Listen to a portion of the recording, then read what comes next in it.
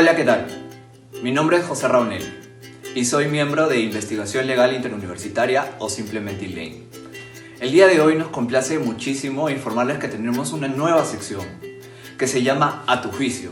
En esta sección realizaremos entrevistas a grandes profesionales de derecho sobre temas legales, políticos y de actualidad.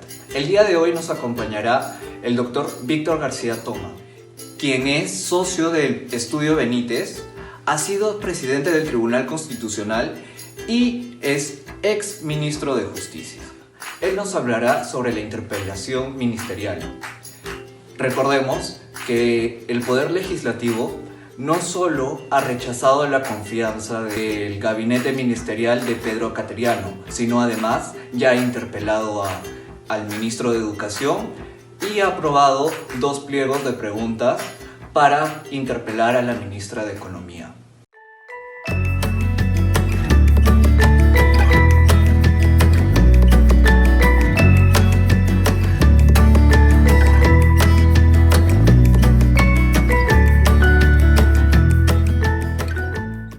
En el Perú se presenta una situación sui generis.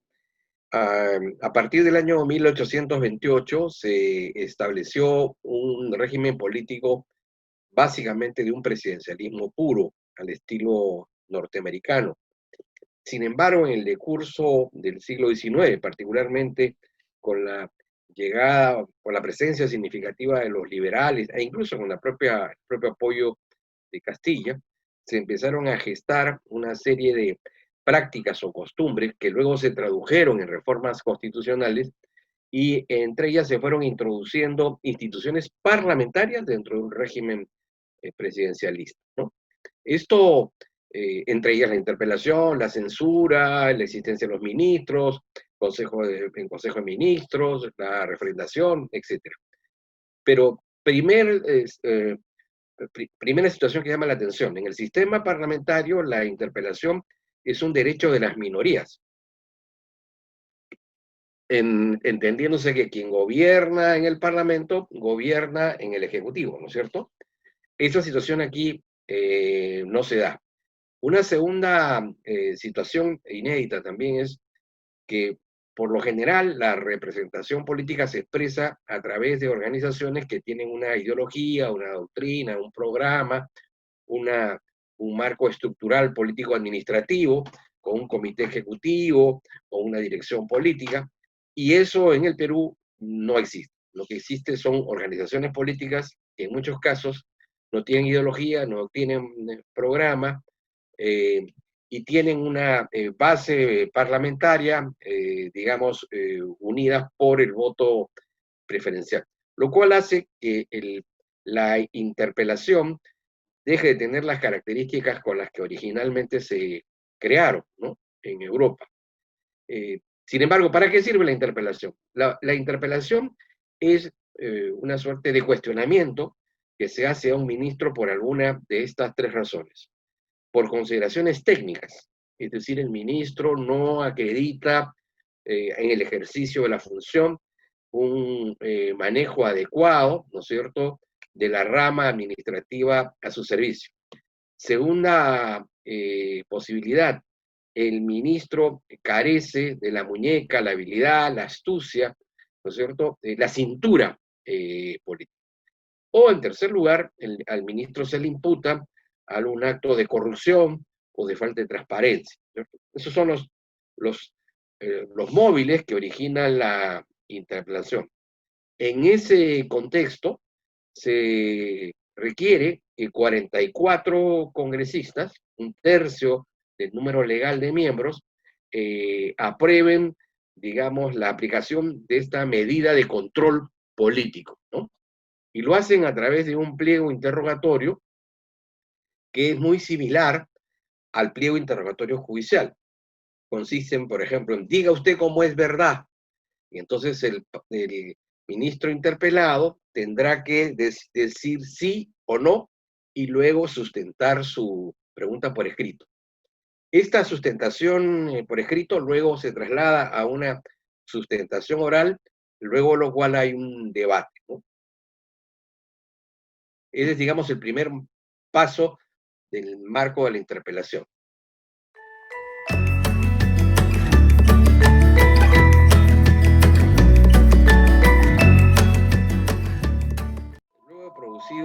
acto de interpelación con la solución de las interrogantes por escrito y luego su sustentación oral más el intercambio de opiniones, se presentan tres escenarios.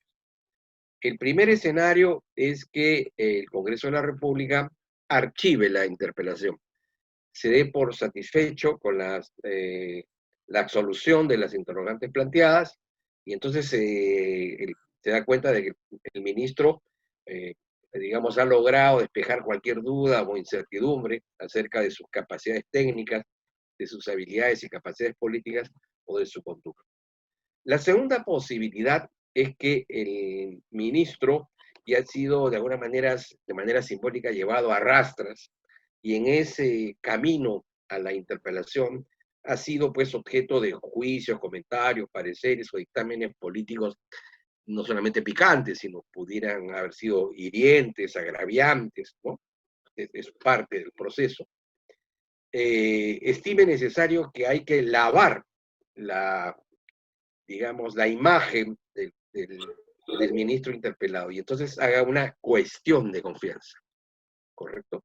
Bueno, ya te demostré que tus imputaciones eran falsas, ya te demostré, ¿no es cierto?, que mi conducta, o mis conocimientos o mis habilidades son las que corresponden al cargo, y ahora te exijo, ¿no es cierto?, que me renueves el voto de confianza que en términos colectivos me diste con el voto de investidura. Por cierto que para estas circunstancias uno tiene que medir exactamente cuál es el temperamento del Congreso. No solamente porque puedan estar persuadidos, sino porque a veces hay decisiones que se toman colectivamente que puedan ser, digamos, contrarias, digamos, al sentido común.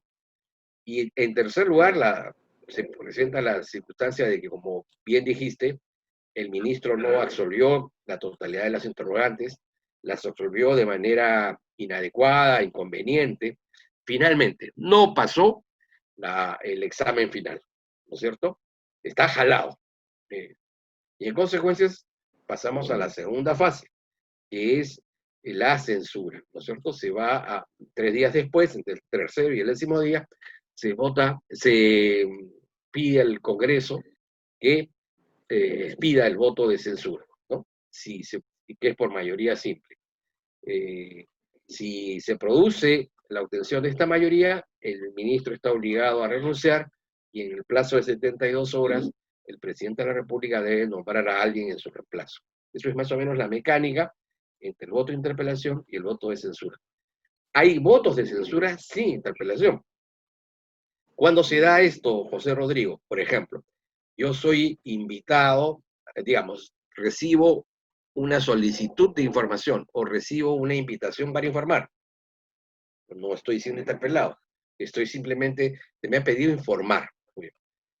Pero la información es tan deficiente, o las pruebas en contra de que esta información pues es inexacta, ¿no es cierto? Por ejemplo, lo que ha pasado con el ministro o lo que podría, entre comillas, pasar con el ministro del Interior, ¿no? Donde hay unas pruebas fílmicas que acreditan que los dichos por todas las autoridades policiales son inexactos, ¿no? Y además, el segundo elemento es que la policía solo mostró una parte de esa filmación, no mostró la totalidad de la información en donde aparece la realidad de los hechos. Entonces, el Congreso podría decir, bueno, ya no necesitamos interpelarlo porque el asunto está tan claro, está fehacientemente probado, y de frente lo censura. O se trate pues de un hecho, digamos, craso, evidente, ¿no es cierto? No, sin informe, pero se trata de un acto craso, evidente, notorio, palpable, igualmente de frente a la censura, ¿no? Son situaciones excepcionales, pero que están dentro del marco de lo probable y que se han dado en la historia constitucional del Perú.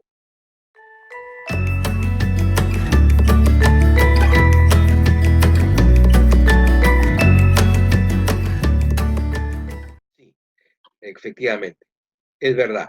Como te repito, el caso excepcional sucede que no se podrá decir que el ministro no ha ejercido su derecho a la defensa, porque lo hizo, digamos, los elementos de juicio son los documentos que él mismo ha elaborado o la locución que él ha hecho en el Congreso. Entonces, ya no hay necesidad de disponer más de lo que ya planteó ante el Pleno del Congreso, y para eso, para este órgano resulta suficiente. Y lo otro es lo que se llama, pues, la flagrancia política, ¿no es cierto? Por poner un ejemplo, un ministro que es sorprendido en un lugar público, digamos, de manera inadecuada, ¿no es cierto? Ya está la filmación, está la grabación, están los testigos, no hay necesidad de, de exigir más. Todo es tan notorio que se va de frente a la interpelación.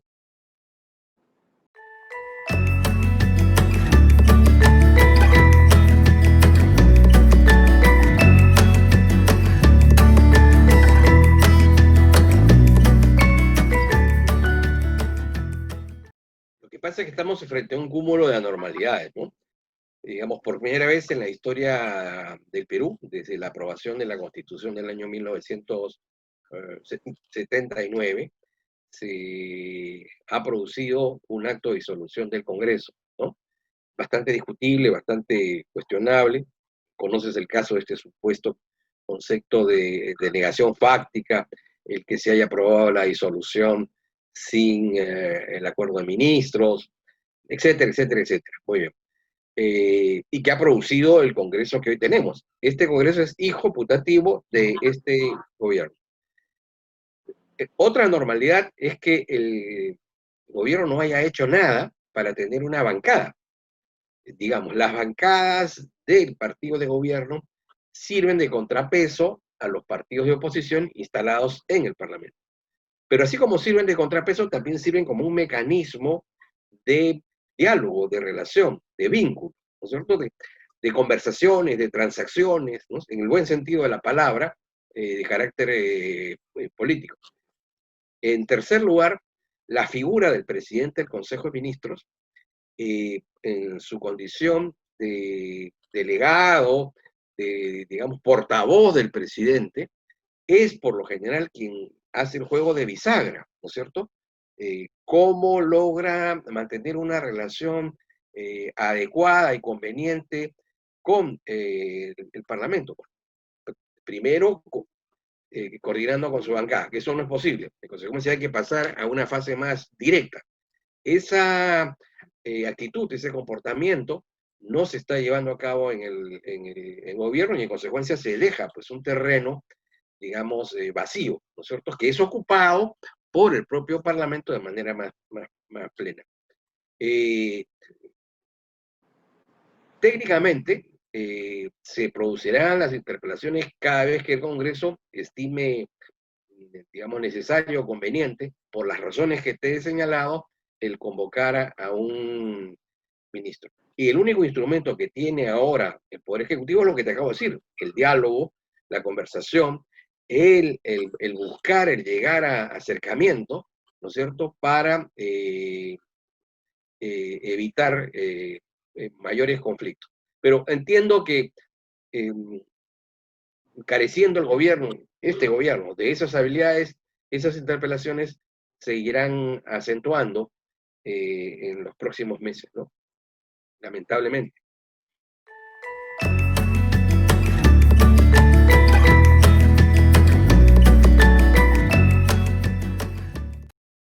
En puridad, digamos, el momento no es el más adecuado, en efecto, digamos.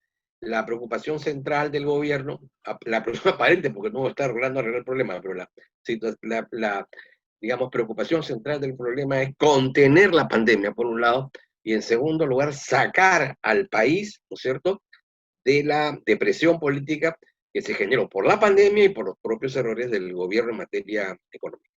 Entonces, sí, es cierto, los ministros en estos momentos tienen como tarea prioritaria, pero lamentablemente tienen que compartir esa tarea con las interpelaciones.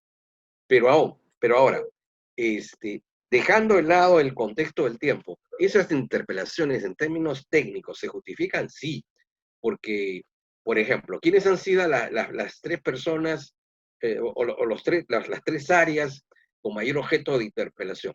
El Ministerio de Salud, por el claro, evidente fracaso de sus políticas sanitarias.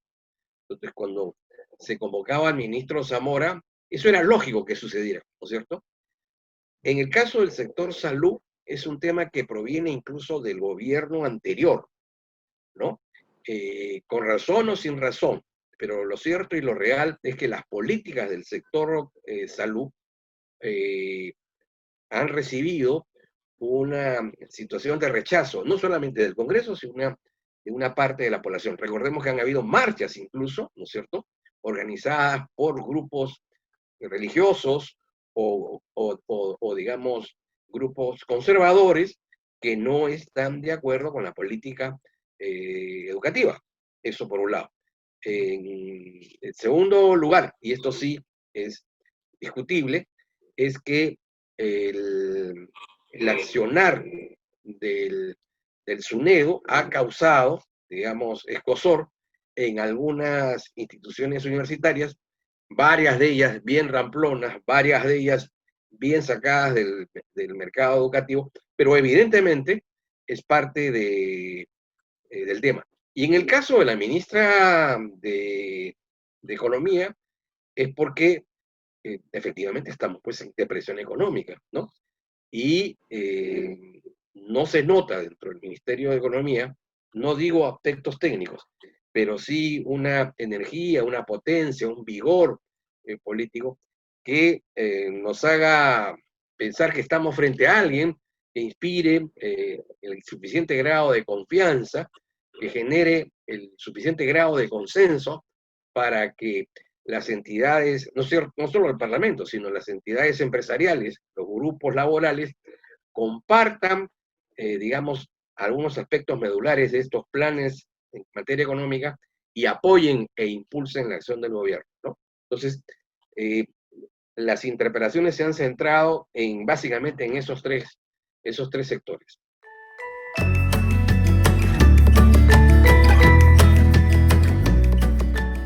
Finalmente, el plazo, la fecha, el momento de interpelación lo decide el Congreso.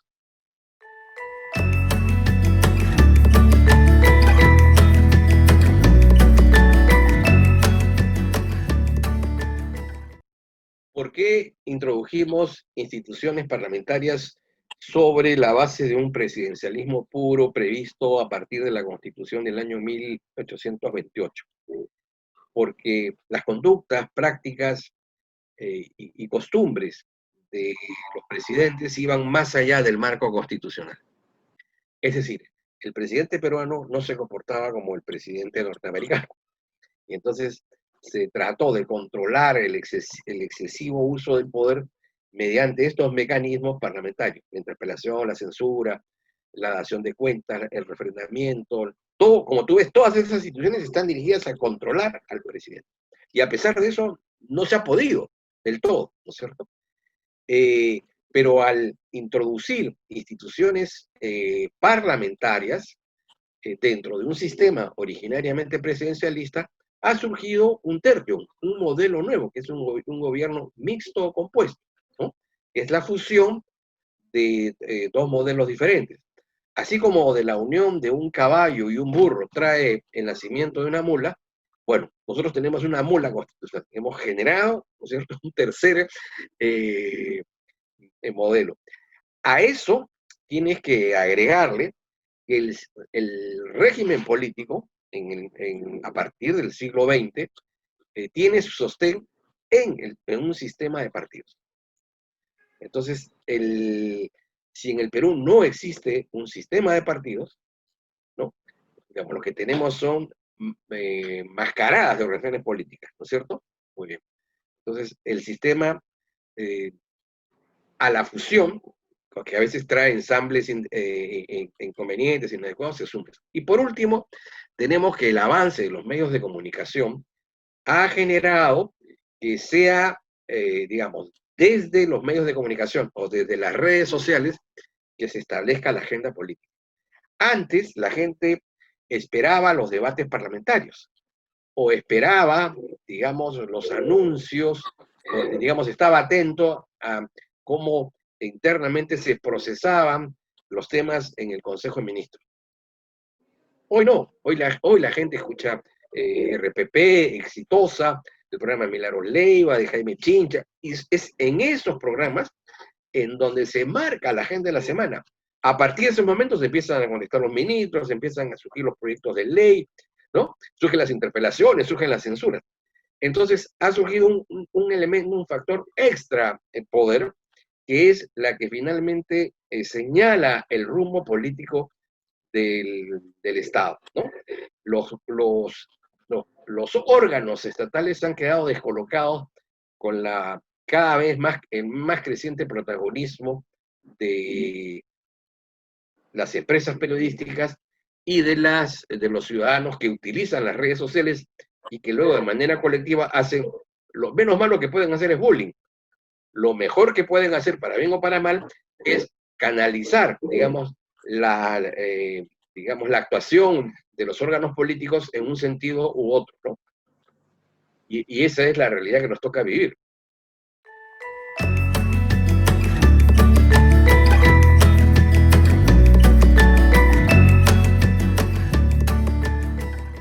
Te diría que, por ejemplo, la interpelación al ministro, para comenzar, ¿no?, de Educación fue inconstitucional, porque tú no puedes interpelar a alguien por una actuación que se dio al margen de su condición de ministro. O sea, si el tema en discusión era su papel en SUNEDU, eso no podía ser tramitado a través de una interpelación, porque tú interpelas una actuación en tu condición de titular de un sector, no era el caso.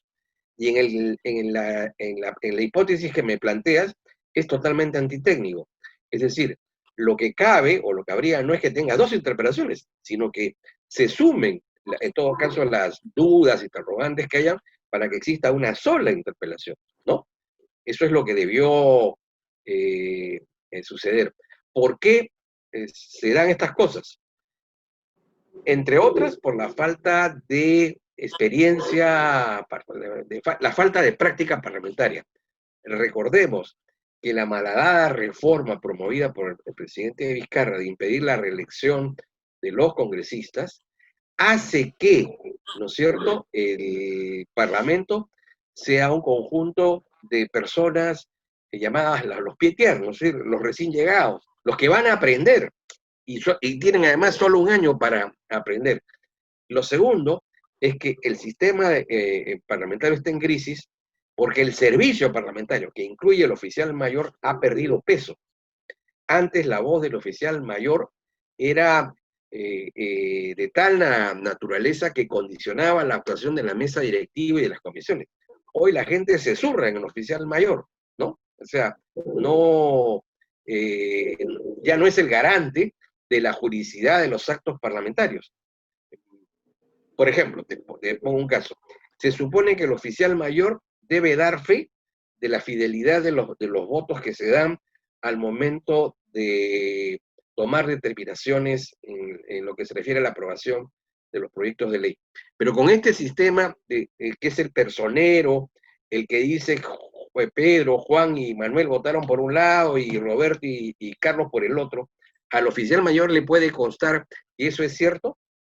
No, no tiene manera de poder dar fe de que esa manifestación de voluntad colectiva que expresa el personero es realmente la voluntad de cada uno de los miembros de los integrantes de esa bancada. Entonces, hay allí un deterioro digamos, del papel que cumple el sistema de servicios parlamentarios. A la par de lo que yo te decía, que tiene que ver con la falta de tecnicismo y poco conocimiento del reglamento del Congreso.